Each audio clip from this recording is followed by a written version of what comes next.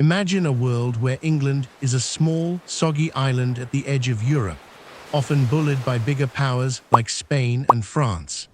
Now picture that same island suddenly producing pirates with royal permission, ships faster than anything afloat, and a queen who refuses to marry the most powerful king in Europe just so she can stand tall on her own.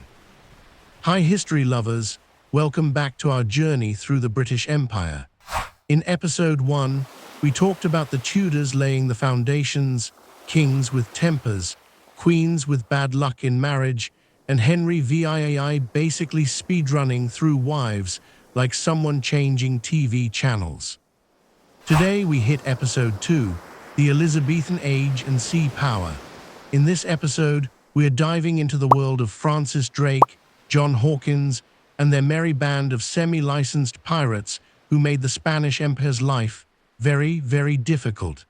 This is the turning point where England stops being the awkward cousin of Europe and starts flexing its muscles across the seas. And trust me, it involves pirates, secret plots, Spanish fury, and one of history's most famous naval showdowns. Stick around, we'll end on a cliffhanger that'll leave you itching for episode 3. Pirates, adventurers, heroes, villains, part entrepreneurs, part pirates, part national heroes, depending on which side of the canon you were on. Call them what you like, but in Elizabethan England, they called them sea dogs. They were daring, ambitious, and often smelled strongly of salt, sweat, and stolen Spanish silver. By the mid-1500s, England was still playing catch-up on the world stage. Spain had the Americas, Portugal had Asia, England had rain. But Queen Elizabeth I, the Virgin Queen with nerves of steel and an eye for profit, knew one thing: if you can't beat the Spanish in court, you can certainly annoy them at sea. Elizabeth I came to power in 1558, after her sister, Bloody Mary, had tried and failed to make England Catholic again. Elizabeth's job: stabilize a shaky kingdom, keep ambitious nobles in check, and oh yes, take on the most powerful empire in the world, Spain. England at this point was broke. Religious tension everywhere, Spain and France both circling like sharks. And yet here comes Elizabeth, 25 years old, clever, stubborn, and not about to be anyone's puppet. This was the age of bold sailors: Francis Drake, John Hawkins, Walter Raleigh. These guys weren't just explorers. They were, how do I put this politely, pirates. Well, pirates with licenses. Elizabeth literally gave them letters of marque, which is just fancy legal paper that said, sure, rob Spanish ships, just give me a cut. Let's start with John Hawkins. Hawkins came from a family of Plymouth traders, and by traders, I mean smugglers. His big idea, the slave trade, not exactly a heroic entry into history. In the 1560s, Hawkins made voyages to West Africa, capturing and buying enslaved Africans and selling them in the Spanish colonies. The Spanish weren't thrilled, since they wanted a monopoly on this vile business. On his second voyage, things went south. Literally, in 1568, Hawkins and his cousin Francis Drake were trapped by the Spanish at San Juan de Ulua, Mexico. A desperate fight followed, ships burning, sailors dying, chaos everywhere. Hawkins barely escaped. Drake, however, carried a lifelong grudge against Spain from that day forward. As Hawkins later wrote, "We received from the Spaniards the greatest treason that ever man heard tell of." Translation: they didn't like us showing up, selling people illegally, and then looting their ports. How rude.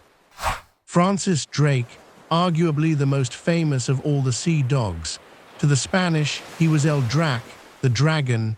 To Elizabeth, he was useful. After his escape from Mexico, Drake spent years raiding Spanish ships and towns in the Caribbean.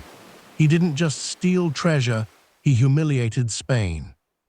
In 1572, he attacked Nombre de Dios, a major treasure port. Though wounded, he refused to stop until he literally collapsed. And in one legendary raid, He ambushed a mule train carrying Spanish silver across Panama. Picture it, armored Englishmen charging out of the jungle, terrifying the poor mules. And then came the big one, 1577, 1580, Drake's circumnavigation of the globe. With Elizabeth's secret blessing, he sailed around the world, plundering Spanish outposts, capturing the Cacafugo, a treasure-laden ship, and returning home rich beyond imagination. When he finally docked at Diptford, Elizabeth herself boarded his ship, the Golden Hind, and knighted him on deck. A pirate made a knight. You can imagine how Spain felt about that. Elizabeth, I was no fool. She never officially declared war on Spain in these years, too risky. But she winked at the Sea Dogs' exploits. If they failed, well, they were just pirates acting alone. If they succeeded, the crown got a cut. Clever, eh? One Spanish ambassador complained bitterly that Elizabeth was nurse of all pirates of Christendom. He wasn't wrong. She was, in fact, the proud dogmother of England's most effective pests. Spain at the time was the world's superpower. Gold from the Americas, giant armies, Catholic allies across Europe. Philip II of Spain believed England was just an annoying island standing in the way of his empire. Of course, Spain was not amused. To King Philip II, Drake and Hawkins were nothing short of criminals, terrorists at sea.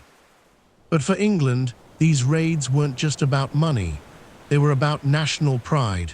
Every Spanish galleon looted, every port sacked, made tiny England feel bigger. Drake even sailed boldly into Cadiz in 1587 and destroyed dozens of ships in harbor, an action Elizabeth proudly called singeing the King of Spain's beard. Imagine your enemy burning half your fleet and your rival monarch calling it a cheeky prank. Ouch. Elizabeth, on the other hand, had no interest in bowing down. She played a dangerous game, flirting with alliances, sending ships against Spain, and encouraging Dutch rebels who were fighting for independence from Philip. Basically, England was like the scrappy underdog in a sports movie. Spain was the big, muscular champion, and Elizabeth's plan: trash talk, sneak attacks, and pray the underdog wins. The Elizabethan Sea Dogs were both celebrated and controversial. Heroes at home, villains abroad. They laid the foundation for England's naval power and overseas expansion. Hawkins pioneered England's role in the slave trade. Drake's raids were brutal. Their story is one of ambition, profit, violence, and adventure, a messy cocktail that would define much of Britain's empire. And all of it set the stage for the greatest confrontation of Elizabeth's reign. The year 1588. Spain's mighty armada set sail to crush Elizabeth and her pirate kingdom. Would England stand or sink beneath the waves? Join us next time for Episode 3, the defeat of the Spanish Armada, when the Sea Dogs face their ultimate test. If you're enjoying this voyage through history's rough seas, hit subscribe and join the crew. The Elizabethan Sea Dogs may have barked loud, but in the next episode, the cannons roar.